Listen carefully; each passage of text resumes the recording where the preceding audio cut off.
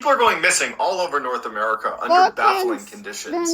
In some cases, there are people where someone's looking right at them, they turn around, and then, moments later, they're gone. Or in some cases, people will go missing and then are found again in locations that are impossible to get to. And so one man named David Politis, who's a former police detective, began investigating these very strange disappearances because nobody else was. And he started compiling what he was finding in an absolutely fascinating book series called Missing 411. And so as I read through all of his books, I've begun pulling some of the more interesting cases that he details and highlighting them on this channel. Today, I'm going to focus on 4 instances of kids going missing after being in locked vehicles. But before we get into today's stories, if you're a fan of the strange, dark, and mysterious delivered in story format, then you've come to the right channel, because that's all I do, and I upload 3, 4, even 5 times every week. Why would you leave your child in a car?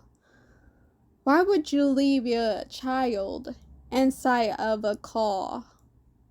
Like, you're just waiting for something to happen, like, seriously. If that's of interest to you, please throw the like button into the bottomless pit near Ellensburg, Washington, and also subscribe to this channel and turn on all notifications so you don't miss any of my weekly uploads. Alright, let's get into today's stories.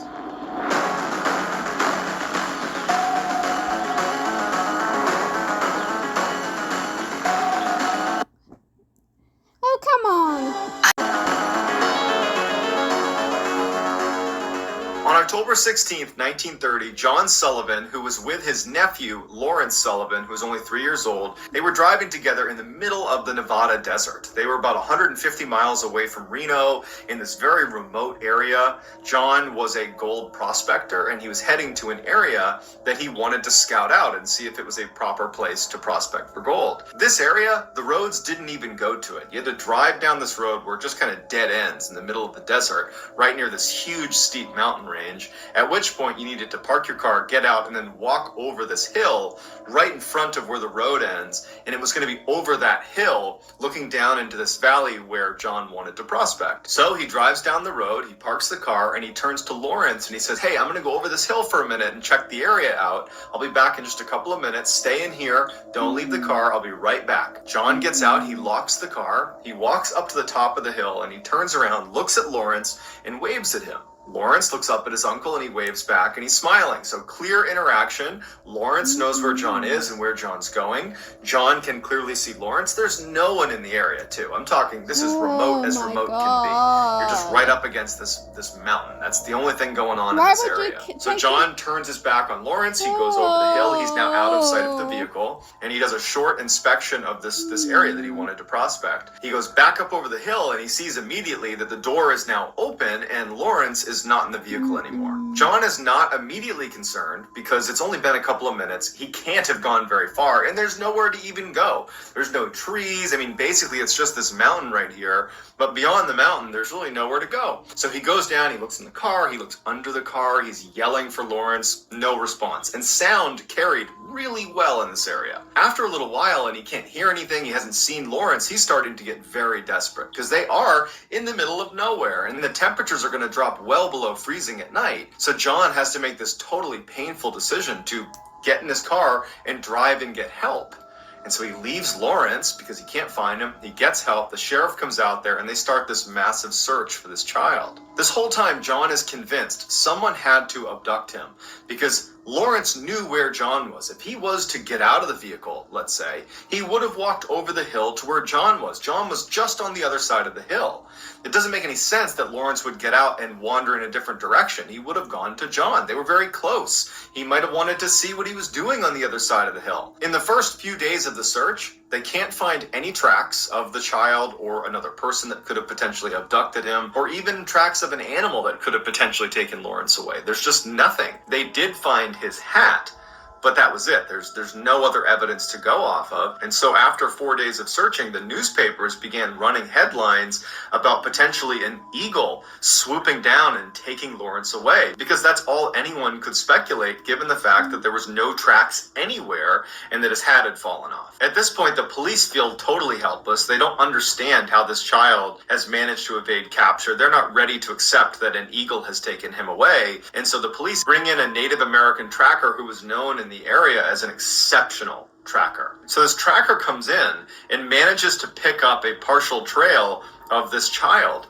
And he starts following it, and they get 7 miles away from where this boy went missing. And the tracker begins going up the side of this cliff. They have to actually bring in climbing equipment to get up this cliff. They go 1,400 feet up this cliff. So over 400 meters, they're going up this sheer cliff with climbing equipment. And they get all the way up there, and there's this one little shelf, this one little rocky shelf that this tracker has brought them to. And sure enough, on this shelf is Lawrence, and he's more or less unharmed. He's sleeping, but he's on this little shelf. He's tucked up against this tree. But interestingly, the tree had this bough that was fairly elastic, and it had clearly been placed over his neck, basically trapping him tight up against the mountain. It was like he had fallen into a trap, because the police said that had he moved suddenly, he would have broken his neck the way he was positioned. So the police carefully undo the branch, and they bring the boy down, which was a total task considering how far up they were. And he's unharmed. He's a couple scratches on his face, but that's about it. They have no idea how he, one, got 7 miles away and then over 400 meters up a sheer cliff, so 1,400 feet up a sheer cliff that adults needed climbing equipment to get to. And then how did you survive the below freezing temperatures? You were out here for nearly a week. Nobody knows. Wow. Wow. I am so glad that he is alive and well. Like, I'm so glad. Oh, thank God for that tracker. Thank God he was there. Just imagine if he wasn't. I can't imagine. But I'm glad he showed up and he's alive and well. But I wonder how he got there. No, it probably was an eagle. No, I'm not going to even say that. I'm probably going to say a person probably took him up there. Like, I don't know how he did, but she did. I don't know how they did it. Like, it probably was a serial killer. I'm not sure. A sick, twisted person that probably did it. I'm not sure, but someone had to, like, put him up there. On October 19th, 1973, James and Carol Duffy decide they want to go camping. So they have this big RV camper, and they load up their 2 kids, Jimmy, who was 2, and Natalie, who was a little over 1 year old. They load them in the RV along with their 2 cats, and they take off for Lake Wenatchee, which is in the state of Washington. It's this beautiful campsite where lots of people with RVs would park right up against this lake. So they make it to Lake Wenatchee, they park their RV, they all get out, they're going on a little walk, but the kids seem fussy, and so Carol and James decide to put them down for a nap. Carol takes the kids inside the RV, she puts them down for a nap. They're in there with the 2 cats. She shuts and locks the RV and goes outside. At this point, James says he wants to go scout for a good hunting spot around where they were camping. And so James takes off, and he's looking for a place to go hunting. And Carol decides she's going to walk a little ways around the lake, but keeping an eye on the RV the whole time. And also James was within eyesight of the camper as well. And after about 15 minutes, James goes back to the camper and checks on the kids.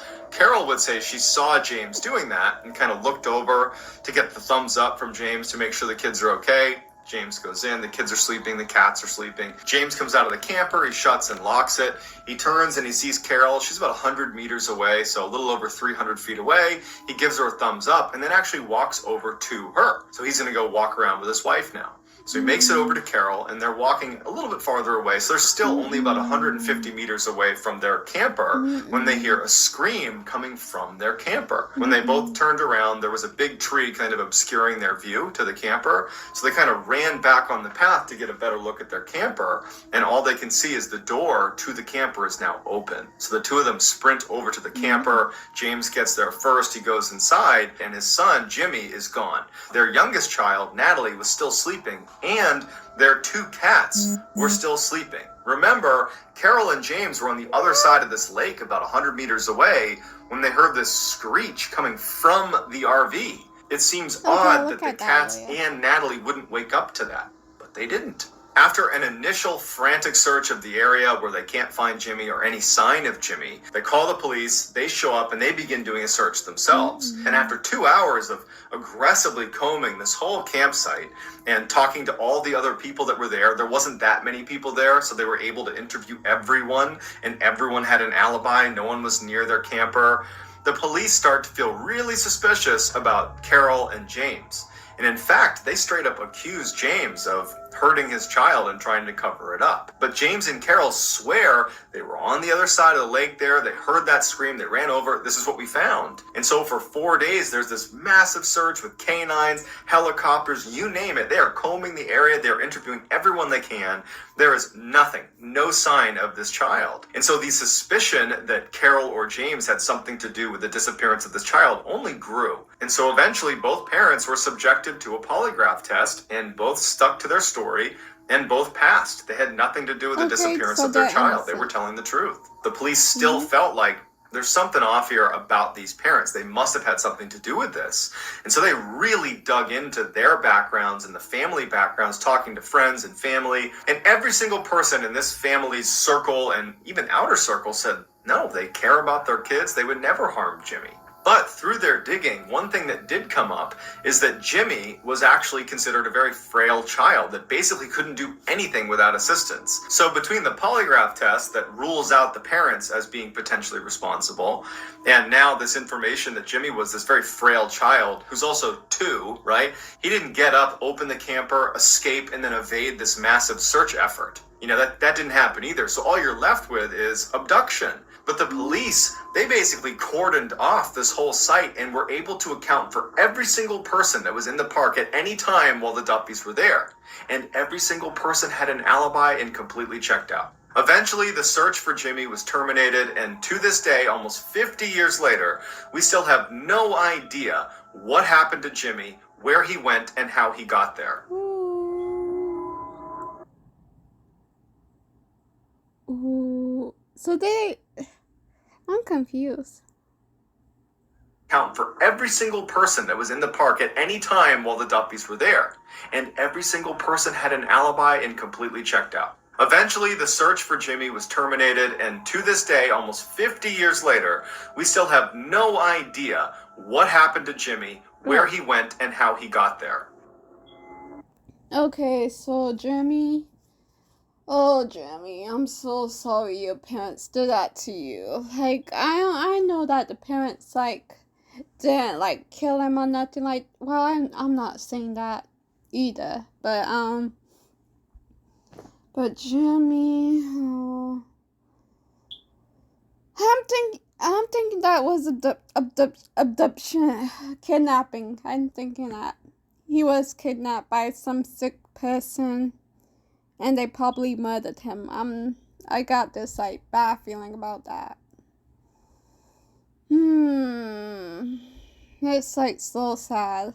But why would you leave your kids in the car? Why would you leave your kids in the car? Even though they're, making a fuss. Just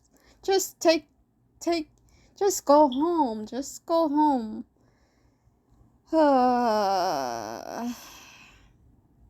Just take them with you. Just take them with you, even though they're crying. Deal with it. Deal with it. Oh. It's sad. It's sad. It's very sad. Late at night on March 26th, 1962, the Crawford family, who lived in Tennessee, noticed their 1-year-old was sick, so they wanted to take her to the doctor's office. Mr. and Mrs. Crawford hop in the car with their 1-year-old, and they bring along their 3-year-old named Faye. They drive to the doctor's office. Turns out the 1-year-old's going to be just fine. They give the kid some medication. They head back to their house, and when they pull into the driveway, Mr. and Mrs. Crawford turn around. The 1-year-old is awake, but the 3-year-old, Faye, is fast asleep. So the parents look at each other and they say, okay, we'll get the baby inside. We'll give Faye a couple more minutes to sleep inside the car, and then we'll come out and we'll get her. So Mr. and Mrs. Crawford carefully get the 1-year-old out without waking Faye up. They shut the door. They lock it. The windows are up. They go into the house, they put their 1-year-old down, and literally maybe a couple of minutes goes by. They come out, and the doors are still shut, but Faye is gone. Now, because the vehicle was still shut, they're thinking, oh, she must have gotten out of her seat and maybe is tucked under the seats. So they run over and they look inside, and Faye's nowhere to be found. She's not in the vehicle. So the vehicle itself had only 2 doors. There was 2 rows of seating, but only 2 doors. If you were in the back seat, like Faye was, you would need to fold down one of the 2 front seats and then open that door to get out. But both door handles on the inside were broken off. They did not work. You would have to manually roll down a window and then reach outside the car and use the outside door handle to open either door. So the parents are looking at the vehicle and the doors are shut, the windows are up, everything is still locked. And while it is possible that Faye could have, in theory, got out of her car seat, folded down one of the two front seats, rolled down a window, reached out, opened the door, got outside, rolled the window back up, pushed the lockdown manually, and then shut the door again, that is possible. It's extremely unlikely. And she had never done that. She'd never even gotten her own seat undone, let alone that complicated maneuver of getting out and reshutting the door and locking it. So obviously the police are called, they show up, they're searching the area, they can't find this child, and then it starts to snow and the temperatures start to drop. So the police and volunteers stay out all night. There is no sign of this child, and the Crawfords are bracing for the worst. The next day around 11 a.m., 3 miles away from where Faye went missing, she walks onto the property of someone's house. She was barefoot, but she was more or less okay. Obviously the parents are elated. They're so happy their daughter's okay. Now, normally when somebody goes missing, the investigation stays open until they're discovered. Yeah. If they're discovered alive, even if the circumstances are really weird, because they're alive, it more or less ends the investigation, because what are you looking for at this point? They're found, they're alive, everything's okay. It's rare that an investigation would continue after they've been found. And in this case, the police left the investigation open because they couldn't understand how Faye could have gotten out of that vehicle, considering how difficult that would have been. And how did she get 3 miles away in less than 12 hours in the middle of the night walking through a forest? Not to mention, historically, kids are creatures of habit. If they're missing and they're in the middle of the woods, but it's nighttime, they don't just keep walking. They lay down and they go to sleep. And then when the sun comes up, they get up, and then they keep moving. So for her to have gone 3 air miles from where she went missing to this farmstead, that means she did not lay down and go to sleep. She kept walking all through the night. So none of it added up. And then when they asked Faye what happened, she would just smile and laugh. That's all they could ever get out of this child. So despite leaving the investigation open, no one ever came to any sort of conclusion about how she got out of that car and how she covered that distance or why. It's just a big mystery, like all of these missing 411 cases. Oh, that's crazy. Like, she just smiled and laughed. I'm guessing when she gets older, she probably won't remember. Usually it will turn out that way. So maybe, I'm not sure. That's a very, very difficult one to no, I'm hoping that nothing bad happened to her. I'm just hoping nobody did nothing to her. But yeah, she's probably alright. Probably, I'm guessing. Oh, that's in 2001, Paul Wayment was 37 years old. He was a construction worker living in Salt Lake City, and he was about to get divorced for the second time. In his first marriage, after the divorce, he got sole custody of their 4 children. He was a great father. The judge saw it that way and said the kids were better off with him. And following this second divorce, he would file for sole custody of the child that they had together, who was a little boy, 2 years old, named Gage, and he would win. So Paul is a single father of 5 children. Gage was a lot younger than the other 4 kids, and so he kind of became Paul's little buddy and went everywhere with Paul. They were very, very close. On October 25th, 2001, Paul takes Gage, puts him in the back of his truck, he buckles him into his car seat, and the two of them head off to this area where Paul would hunt for deer. It was actually a private deer hunting area that was totally enclosed by a fence. Now, in order to access this private area, you needed to be a member, and Paul was a member, and once you become a member, they give you a gate code. And so Paul and Gage drive up, he gets to the gate, he punches in the code, he opens up the gate, the two of them drive in. He said he shuts the gate and locks it, and the two of them head up this path to this area where he planned to look for some deer. When he parked the car, he saw that Gage was passed out in his car seat and just did not look like he was going to be psyched to get out and go look for deer. Paul thinks about it for a minute and he decides, you know what, I'm going to leave Gage in the back seat. I'll just shut and lock the car. He's warm, he's taken care of. I'm going to go spend just a couple of minutes looking for deer and then I'll come back and I'll get him. So he hops out, he locks the car, and he walks a little ways away from the truck where it's still right behind him. But a couple of other hunters that were on this area, they saw Paul, they flagged him down, and they started talking. He gets preoccupied, and after 30 minutes or so, he realizes he needs to go back and check on his son. And when he goes back up, the front door on Gage's side is open, and Gage is gone. Paul runs up to the vehicle. He can't believe that Gage is gone. Paul screams for the other hunters to come over and help him. He's like, I can't find my son. They start looking in the area, and apparently Paul was so grief-stricken, he began vomiting. He was totally hysterical, and he kept saying, it's my fault. It's my fault. I left him here. Police show up, and this massive search is launched. But you got to remember that this is a gated-in area. Everything is locked. You need to have a code to get in here, and the only people that apparently were on this site at the time were the other hunters that Paul was talking to. And so obviously that casts a huge spotlight on those hunters and Paul being responsible for whatever's happened to Gage. But initially they just focus on looking for this child. And after a little bit of searching, and there's absolutely no sign of this kid, they do turn on Paul. He's like, you know what, if anything happened to my son, it's my fault. I left him in the vehicle, it's my fault. Like, he's not being defensive at all. He is 100% saying, it's my fault, I did this. He's not saying I harmed my child, but he's taking full responsibility for whatever's happened. And the police pick up on that, and they're like, you know what, I think he's telling the truth.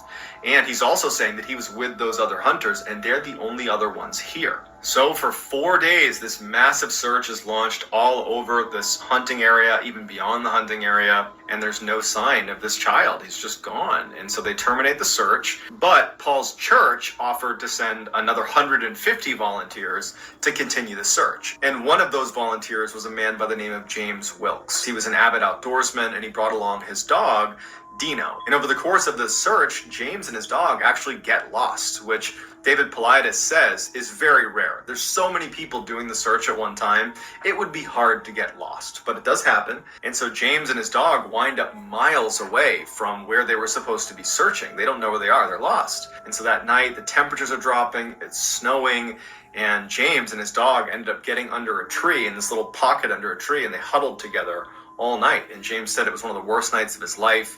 He didn't sleep much, but at some point in the morning when the sun started to come up, he was happy to be alive. You know, he didn't die of hypothermia. And he and Dino start walking. And they've only walked a couple of minutes when the dog stops and he starts licking something on the ground. And he looks down, and under a couple inches of snow, it's the body of Gage. James scoops up the body, and for hours they start walking back kind of generally towards where he thinks he needs to go. He ends up finding a fence that he recognized. And since he was exhausted from carrying the boy, he placed the boy's body near a fence post that he knew he'd be able to recognize. And he and Dino made their way up to the search and rescue headquarters, told them where to find the boy's body, and they went back and they collected the boy's body. Now, because James is the one to find the boy, they immediately had to treat him like a suspect. They polygraphed him because you found the boy, no one else has found him, you're ways away from the search, but he passed his polygraph. James would say to police that when he found the body, there were all these tracks around the body. They looked like canine tracks, but they weren't Dino's, and he knows they weren't Dino's because he was holding onto Dino all night, and he hadn't been in this particular area the night before. So investigators are like, if there were other canine tracks all over that area, it means, one, we searched it, but if we searched it, why didn't they pick up on the boy who they're trained to smell? Or what animal was this? Did it have anything to do with why Gage is here in the first place? After the autopsy, it was determined that Gage died from hypothermia. His father was absolutely devastated. You know, he spent all this time at the site where his body was found. He created a shrine for his son. He was known to spend hours in his vehicle trying to figure out how his son got out of his seat and then made his way out that front door, something he had never seen his son do. He was just totally devastated, and he was ultimately charged with negligent homicide, and he pled guilty to it and was given 30 days in jail, but before his sentence was carried out, he took his own life. So like all cases that David Paulides covers in the Missing 411 series, we're left with a lot of questions, and unfortunately they may never get answered. But that doesn't stop us from speculating, so please go in the comments and give me your best theory as to what's going on. How are these kids getting outside of these vehicles and winding up in places that seem More of the story is don't leave your kids inside of a car. Like, I feel bad for the father. Like, but doesn't he have other kids? Why would he take his own life? Like, oh, I just feel so bad for the father. But at least he's with his son now. He's with his son. But it's just so sad. Like, never leave your kids inside of a car, you guys. Never. All your pets, all your puppies, kitties, don't leave your pets inside of a car. You don't know how many stories that I heard that a child passed away or a dog passed away because they were left in a hot car. You guys know the story. And never leave your kids inside of a car because people are crazy nowadays. People are crazy back then. People are crazy nowadays as well, too. Just don't do it. Oh, but I feel so bad for the father. Like, I know he probably felt guilty. You know, he passed away from a broken heart. I still feel bad. But the worst story has to be like the last story. The last story was it for me. But yeah, just don't leave don't leave anybody you love in a hot car. Like, or in a regular car. Never leave basically your kids. Like, they're like they'll get easily distracted and they'll probably walked off. They probably get taken away. They probably like get threatened to like or forced outside the car. Like, just stay with them inside the car. Just stay. If you have to, just stay with them inside the car. Or just take them with you. Or just go back home. Like, those are your probably 4 options that you can, like, think of. I don't have any kids, so I don't, like, have any other suggestions. But when I'm gonna have kids in the future, probably in the future. Way in the future, but I'm not ready to have kids now because I'm not like I don't have enough money for all of that right now. So yeah. But anyways, hope you guys still enjoy. Make sure to subscribe, like, comment, and thank y'all for watching. And hope you guys enjoy. And I see you guys in the next one. Make sure to subscribe to MRBALLEN as well.